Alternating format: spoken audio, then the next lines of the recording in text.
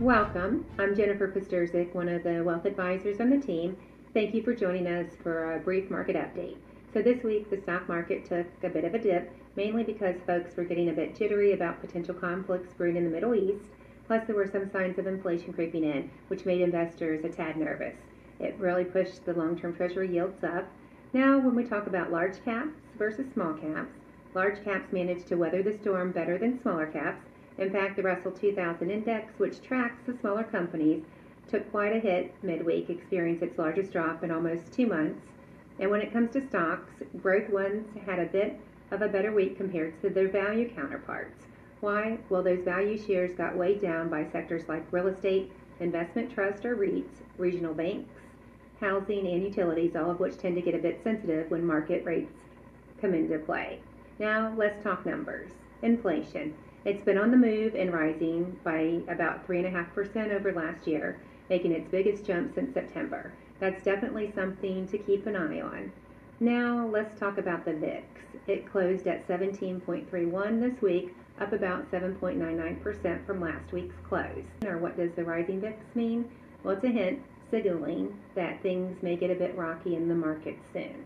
As Dr. Jeff would say, smart wealth is complicated stuff. Our goal is to use technical analysis to help us get out of the way of falling markets, but otherwise benefit from stocks' average long-term appreciation. So I would encourage you to reach out to your wealth advisor and ensure you're comfortable and confident with your wealth plan. Hey everyone, Blake PWA here, sharing some info on reviewing your beneficiary designations. Keeping track of beneficiaries isn't always an easy task. Relationships change over the years, and people often forget to review their beneficiaries in light of new planning goals. Furthermore, many folks aren't always aware of their current beneficiary setups, and they may not be as equitable or efficient as they had originally intended.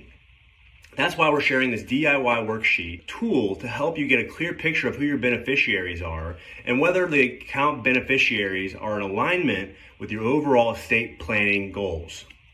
We can discuss this more in your next PWA call, but in the meantime, we hope this checklist helps you understand possible factors when it comes to reviewing your beneficiaries. It covers understanding whether your beneficiaries are up to date and in alignment with other important estate planning documents, recognizing the differences in tax treatment for certain types of accounts, and the effect that it may have on the estate planning outcomes, and being aware of the implications in naming a non-person beneficiary like a trust, charity, or your own estate, and how that may affect estate planning goals. That's it for this week. Thank you for watching, and don't forget to hit the subscribe button below. See you next time.